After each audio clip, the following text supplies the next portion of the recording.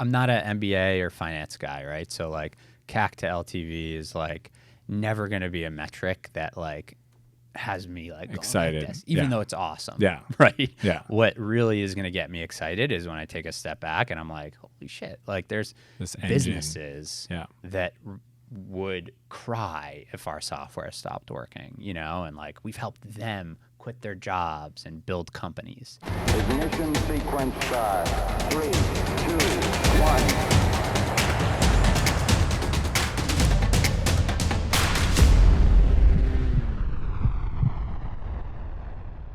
Ben, thanks for coming on, man. Dan, thanks Appreciate for having me. So one thing I want to get out of the gate with Privy, you guys, how do you explain the tool? Or the like explain the business and then we'll dive in. Yeah, so simple.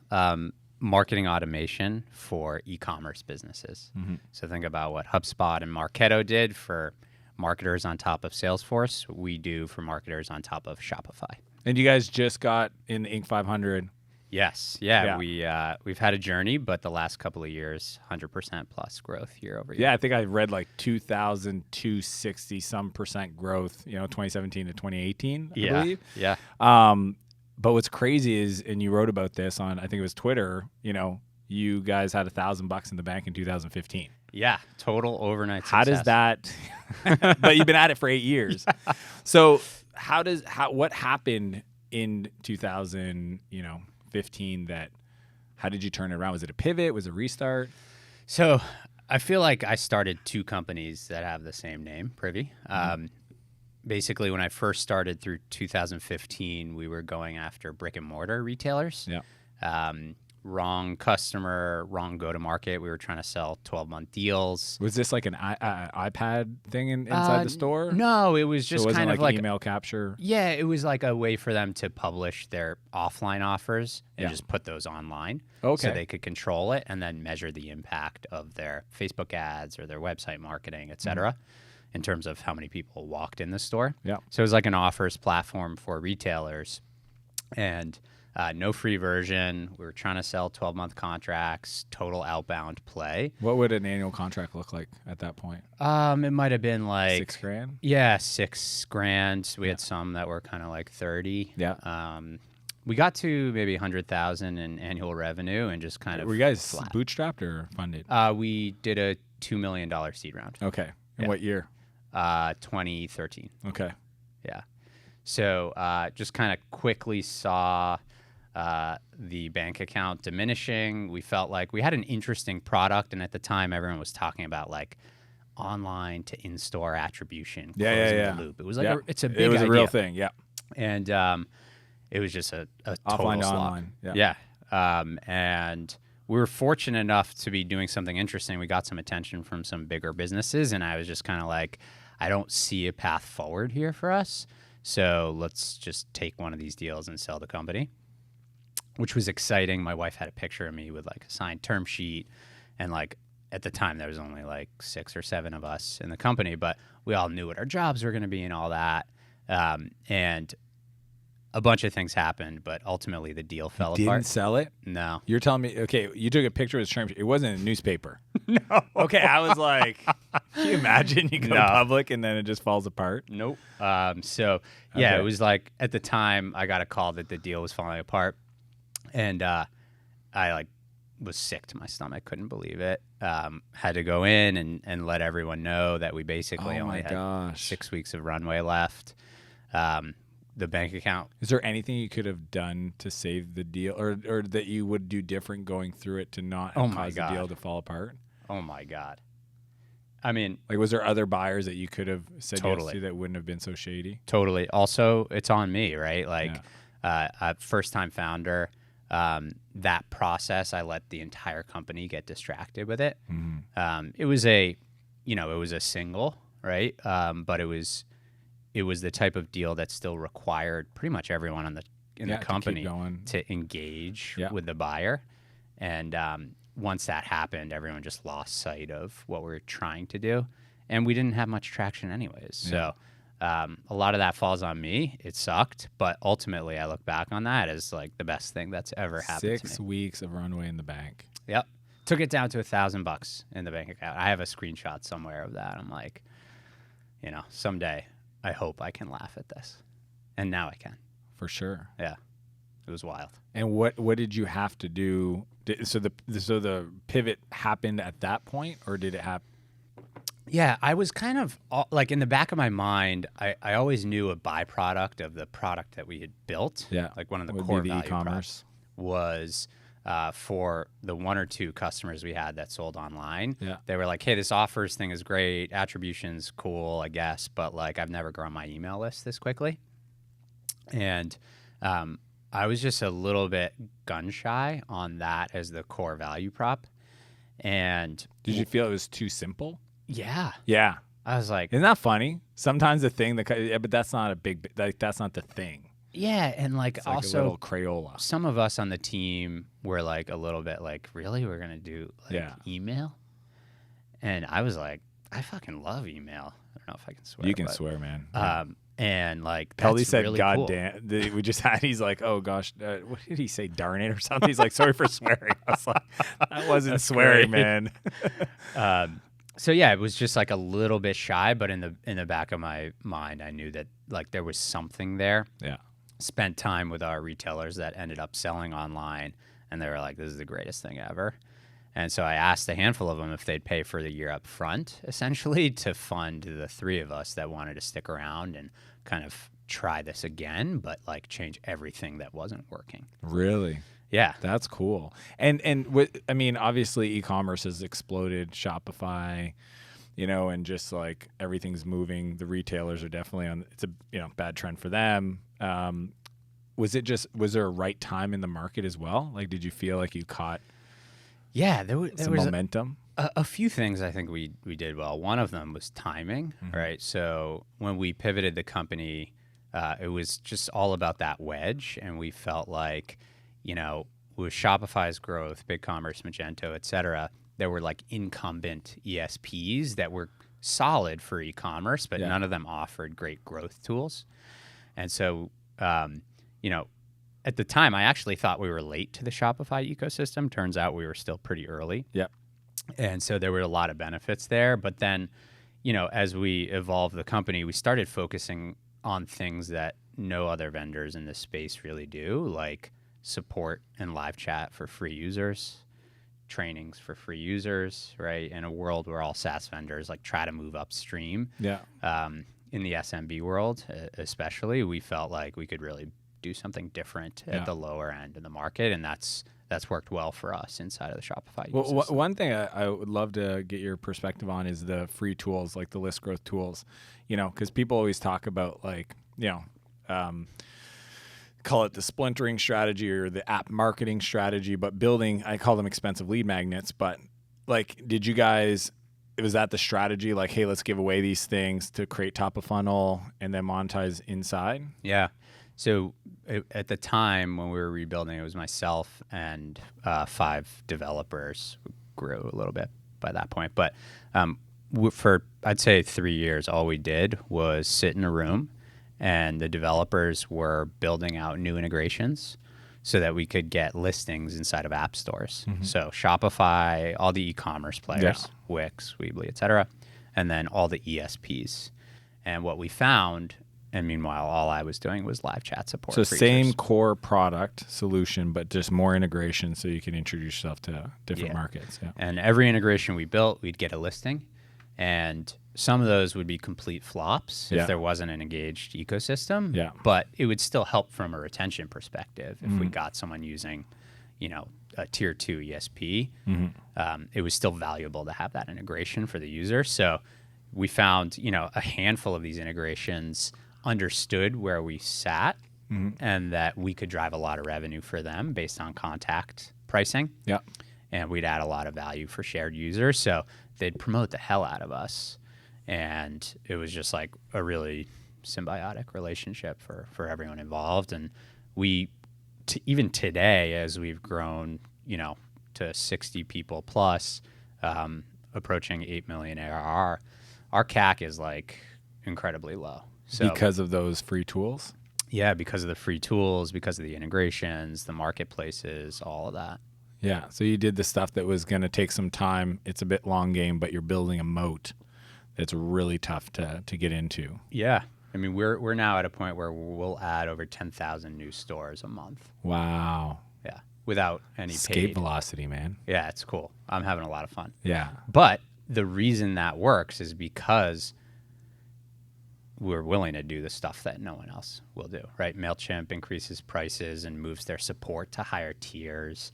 Other companies, you can't even talk to a human for less than $1,000 a month. Yeah. And we're spending our time live chat with free users, which can be incredibly frustrating, but it's, for us, it's kind of the only thing that differentiates in a world where all features look the same. Yeah. When the tools look similar because they're all solving the problem the way it should be solved.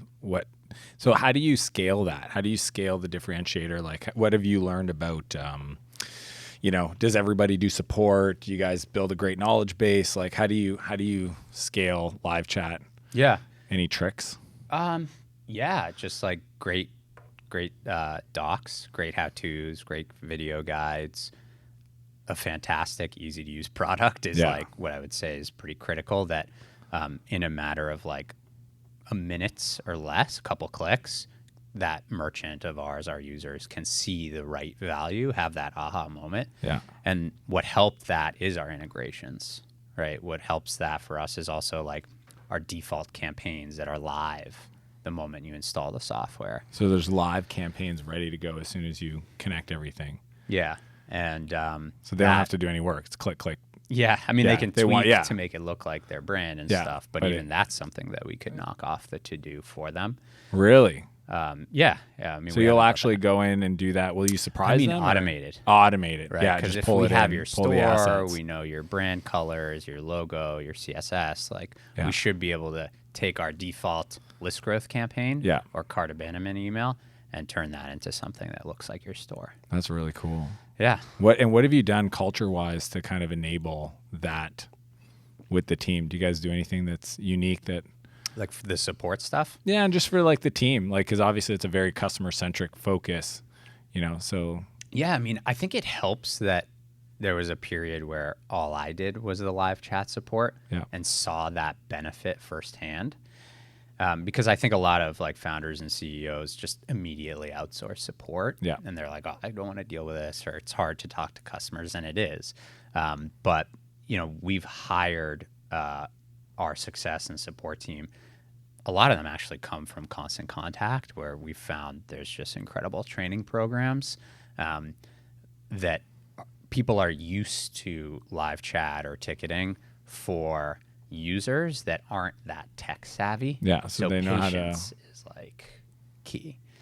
And, that paired with the fact that I used to do it, and we have a culture around like our success is tied to our customer success. And the training stuff, I think, is what makes it all work. But it would be really easy to save costs and not invest in support. Totally. But not the right thing for our business. And because you're in Boston, and I was talking to somebody yesterday about like the cultural impact of employees from the company. So like, one guy's like, I can't hire people from HubSpot because when they come in, they're like, HubSpot lets us do everything, and it's like, we don't have their bank account. You know what I mean? It's like, and it sounds like Constant Contact has really built a great, culture of, and the VSB. I remember meeting with Gail, and she's like, yeah, there's SMB and then there's VSB. Totally. And, the Main Street, that's our customers. And, the salon owner that cuts hair and has to run her business, it's a different. So like, did you feel like having Constant Contact in your ecosystem to be able to pull from was important for the customer segment you guys serve? Yeah, I mean, I don't know the exact numbers anymore, but I think like over a third of our company has spent time at Constant Contact. Certainly half of our company has spent time at Constant Contact or HubSpot or Klaviyo. Yeah. And so having those companies here that are further along in their journey but have different perspectives on what small business software looks like has been critical. It's also, where the majority of our leadership team comes from as well. Mm-hmm. And what have you had to like figure out along the way? Obviously getting to 60, in regards to the way you structured the team, or, the way you've invested in growth, like how did you kind of come back from like, because there's this mindset of like, and I've been there, you raise a couple $1 million, you're like, cool, we're building innovation. Then you get humbled a little bit, and then you got to come up, but you sometimes have a little scar tissue, right? So it's like, how did you have to, like, what were those inflection points or those moments along that journey for you to kind of like be okay like scaling faster? Yeah. It's funny. We, when we hunkered down after the deal fell apart and all that stuff, we raised a little bit of money as we saw success with this new idea from a good friend now, Mike Volpe, also board member, CMO awesome. of HubSpot, great dude. And even though we raised money on the second iteration, we treated the company like we had $1,000 in the bank account. And I think for a 2-year period, that was incredibly healthy because it meant we were focused on the right things and growing the company, in a cash flow positive manner. And then as I saw like that our wedge into the market was working, it really became clear that there was a much bigger opportunity here. We had users all over the world, like clamoring for the product, upgrading without talking to us. And I was like, wow, we could be something much bigger. And that was where I realized, okay, I've never seen this next phase of growth. Like I need people around me, a leadership team that have seen, 2 million to 50 million, right? And that's where the local ecosystem, having people like Volpe on the board, having Accomplice, our main investor involved, was critical because it helps me balance my like hunker down in a room mentality with, hey, you actually need to invest in the business to see the kind of growth and product development that I wanted to see. Yeah. And so finding that balance and finding a board that understands that we want to kind of be cash efficient yet grow the business has been critical. And that's like the transition from being kind of like, defensive versus offensive, like leaning into it heels to toe on the growth side. I mean, you mentioned Mike and, a few other smart people. Like how do you learn best? Like when you've had these moments, what's your go-to or how do you get through them? Yeah. I mean, that's a good question. I think so much of this as a founder is confidence, honestly. We're fortunate enough to have incredible economics, incredible growth, and believe it or not, there's a lot of times where I'm like looking at our numbers regularly. I'm like, is this good? Like, I just have no idea if this is good. And that's kind of pathetic, right? Given the amount of content out there around SaaS and benchmarks. So I find for me, like the time I spend with, an advisor or board member or my wife, right, who's really a co-founder, but not actually, not talking about the numbers and thinking about the impact that we're having for our customers, our employees, and their livelihoods, and just like taking that step back, I find is when I'm able to reboot confidence and understand that like I'm actually a pretty good CEO. When you just, as a founder, you always have your doubts. Yeah, it's people. Yeah.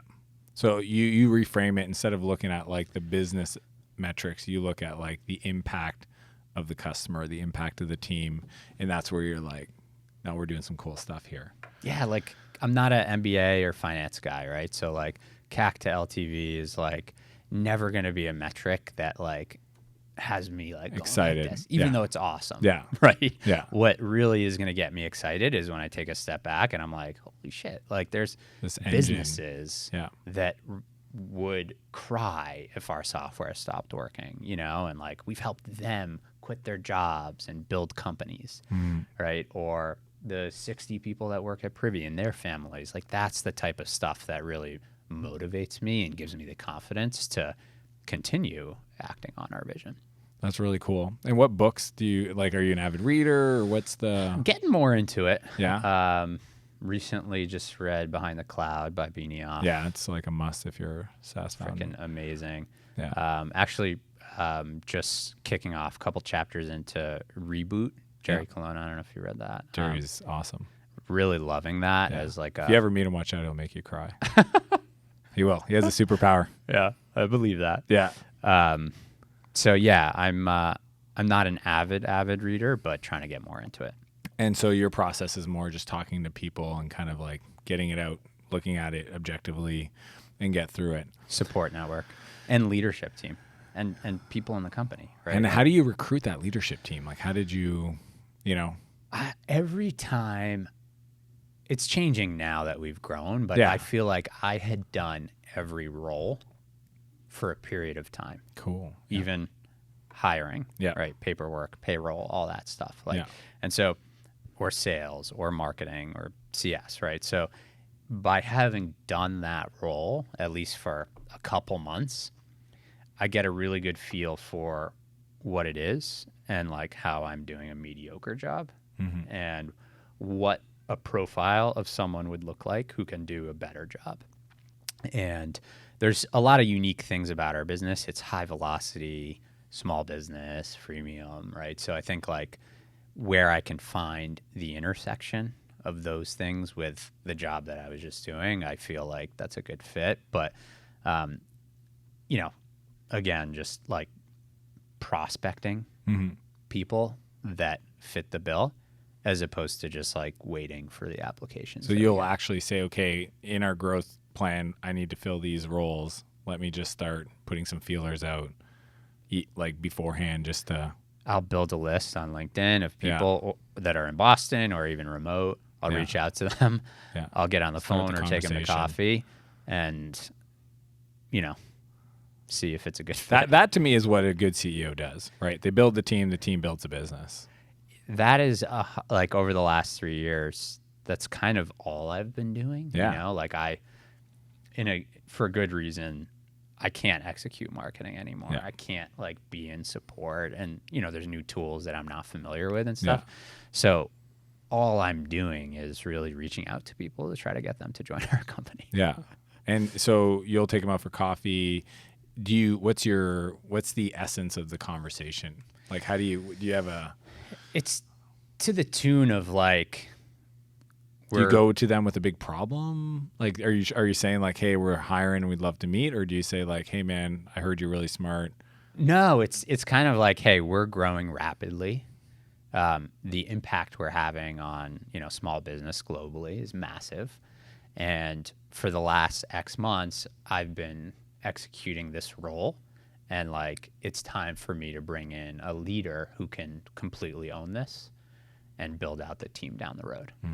And every one of the leaders on the team is player coach, right? So if I'm bringing in a head of people, then he or she needs to be able to do all the work themselves, but also lay the strategy and, build out the systems. Exactly. So I find that, there's a certain level that wants to do that. And I think the beauty of where we are is even at 60 people, we're still a small company compared to where some of these people are coming from. So they recognize there's something rare where usually when you join a small company, there's risk of them going out of business or like puttering to nowhere. Yeah. But, we're kind of this good inflection point. It's small enough, but it's got enough there, and they can grow into the organization. Exactly. Yeah. So it's a good bet for them.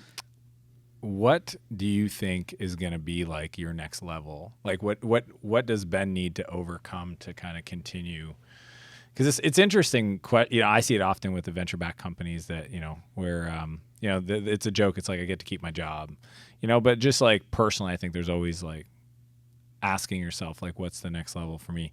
What do you think that is for you? Like, what are the skills that you're looking to develop? Obviously you read these books. What's the big change for me as we grow, and now like we're 60, I can see us getting to 150, 200 for sure, plus, yeah. right? So just anticipating what my job looks like in that path is very different from where we were before, and really means that I need to become a manager and a leader as opposed to a founder. So how do you differentiate those two? Founder is just like, you got to be scrappy as hell, do whatever it takes to get it off the floor. Yeah. Right. And Very like, reactive. totally. And hand in everything. Yeah. Leader, CEO, manager is more about recruiting,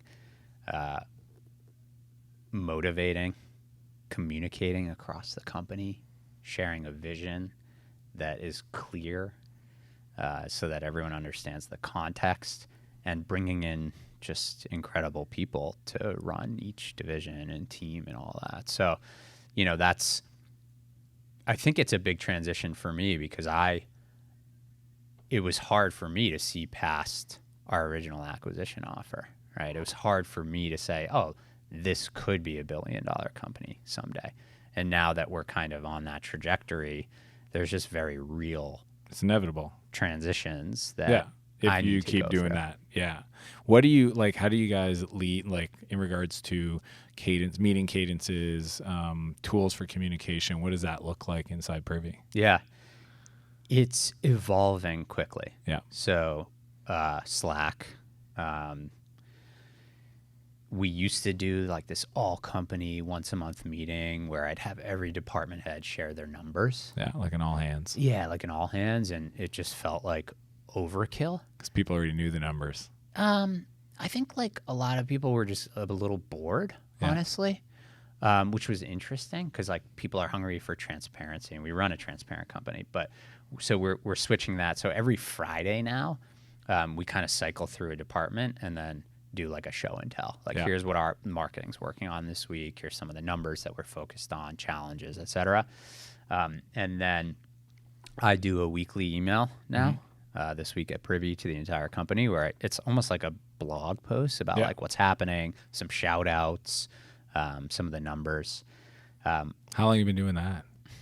A month. Okay. Like I'm talking, all this is new. Yeah. I just started a monthly internal only podcast where I go back to that format of like company performance, less about cross team and more about like ARR growth, runway, burn, SaaS metrics. And is it just you sharing your thoughts on these things?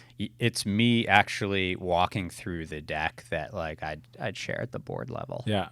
And it's post a podcast. that in our wiki. Okay. And I do a voiceover to kind of bring it down so that everyone in the company can understand. Yeah. And then I send that out to the entire company, and that history is there. Yeah. So that's relatively new. Been getting a lot of positive feedback on that.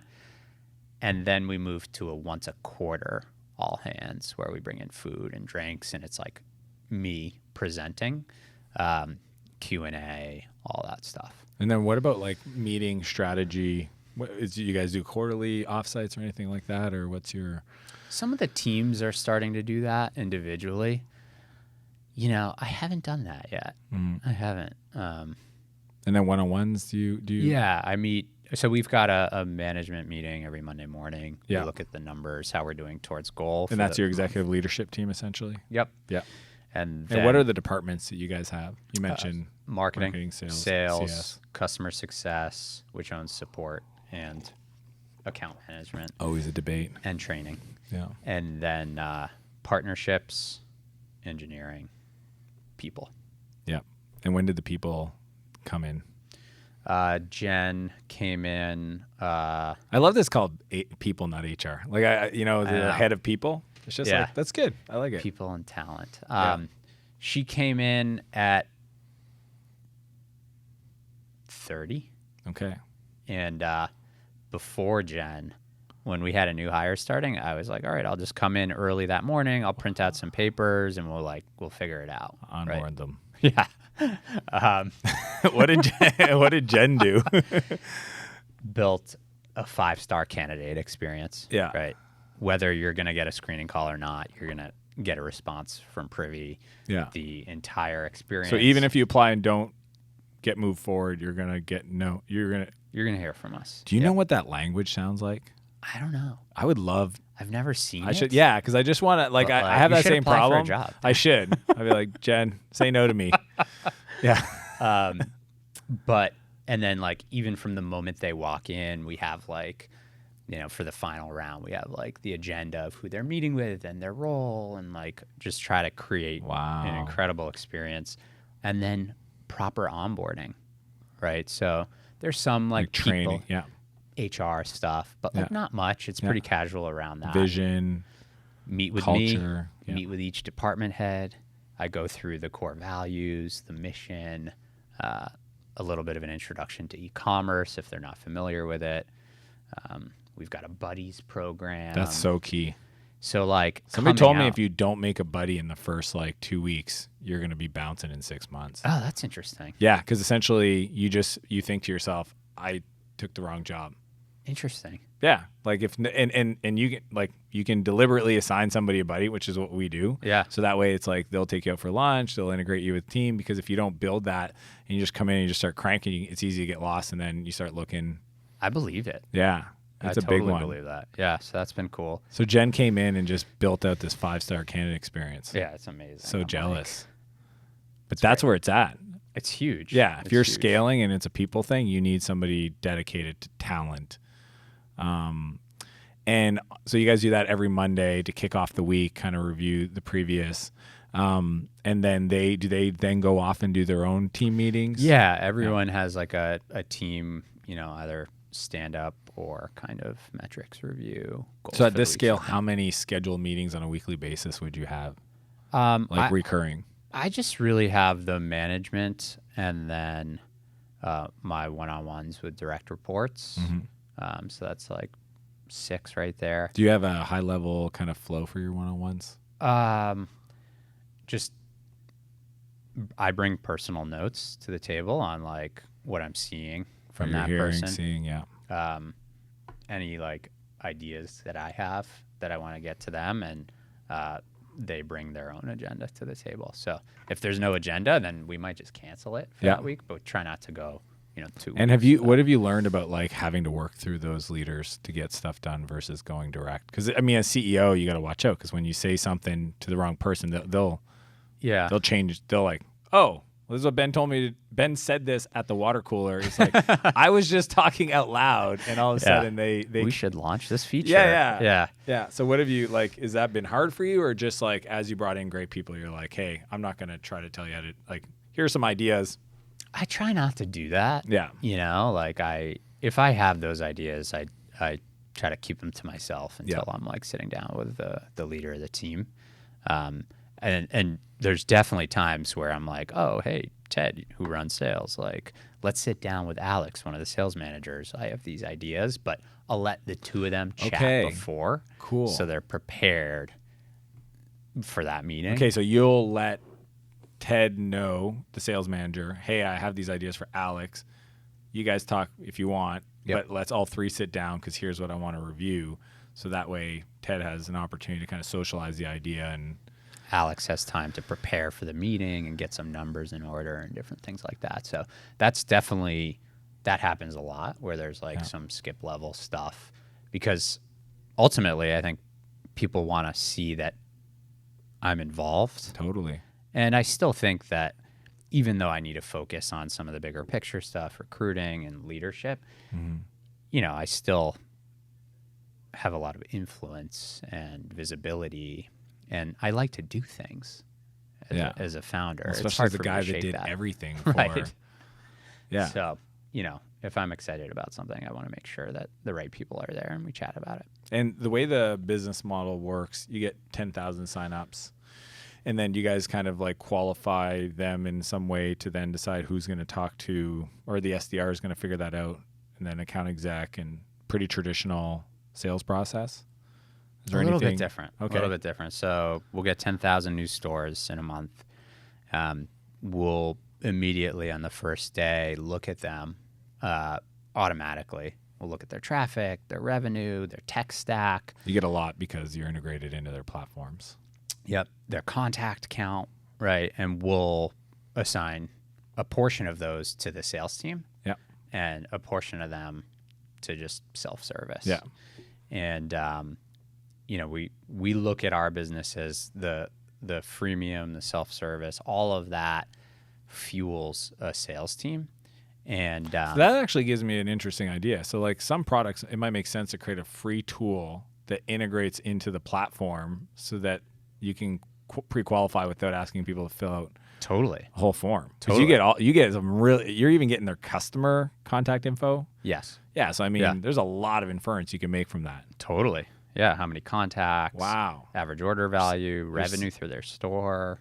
There's a lot. Jeez. Yeah. And we look at our SaaS metrics, free to paid, Yep. CAC to LTV, segmented by Are you our guys credit card self-serve. on file convert trial or? It depends which storefront they come in through. Yeah. So for like BigCommerce, Magento, et cetera, it's credit card, Stripe. For Shopify, we actually integrated into their billing system, Shopify billing, so that a merchant can just like, if they want to add a premium version of Privy, they can just add it to their Shopify bill. So same thing, just different. Yeah. Yeah. So, yeah, we look at our metrics and free to paid on a per segment basis, being self-serve, direct sales, blended, et cetera. Yeah. And then what are your channels? Do you do outbound at all or for some of the mid tier? No, everything's inbound. Feed the salespeople. Is there an SDR AE or just straight to the account exec? We are experimenting with what we're calling like an inbound BDR. It's kind of the worst title ever, but for our smaller business segment that looks more like very small business, who come in to chat and are asking questions about premium features, we'll get on the phone and they'll close a single call, $20, $30, $40, something like that. So it's a closing role, but it's a high Starts velocity. with the chat. Yeah, high velocity. Yeah, like they may that's close 100 deals in a month. Yeah. But it's like queued up. They're there anyways. Sometimes people just want to talk to somebody. Totally. And they're we see it a lot in reviews. They're like, oh, we talked to, Gigi or Will, two of the folks we have in these roles, and they're like, it was the best support experience I've ever had, and it's like, that's part of it is it's a brand play. It's like, we know that You if wanna you serve. talk to a human, you're going to have better retention here. And so let's just talk to everyone that we can that wants to talk to us. Is that something you saw in the data when you looked at retention and? Oh, yeah. Yeah. So Really? we look at when a human's involved, we have net retention of MRR over 100%, Wow. which for SMB is That's huge. huge. And where we don't, it's a little bit, it's not that it's not important, but it's less important to us because it really just fuels the sales team. But it's still high. It's like 98%. Yeah. But, I'll take over 100 all day long. Dude, that's amazing. They're I just love more that. qualified. Yeah. They understand the full breadth of the platform, and they're going to buy or not after that conversation. Yeah. Ben, as you look back over the, years, 8 years now you've been at it, something like that. Yeah. Who did you need to become to be the CEO sitting here today running going to be 80-person company this year? And I think I needed to go out of business.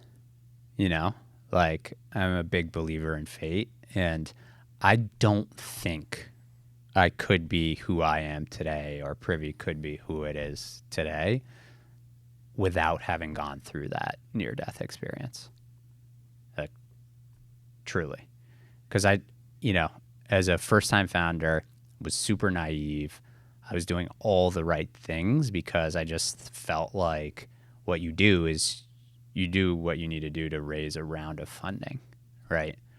And that near-death experience taught me that had I just been closer to my customer, had I just been listening to them earlier, I could have saved 3 years off of this journey, So for me, that was the big takeaway. you had to go through it. Totally. If I had just gone and got some entry-level job at Google or something like that, I could never have built this company. Yeah. That's so crazy. So in every adversity, there's always a seed of opportunity. It's just sucky at the time. Yeah. Just sucks at the Well time. said. Ben, appreciate you coming on, man. Awesome. Thanks. Awesome. Appreciate that. Thanks for watching this episode of Escape Velocity. Be sure to like and subscribe and leave a comment with your biggest insight from our conversation. Be sure to check out the next episode.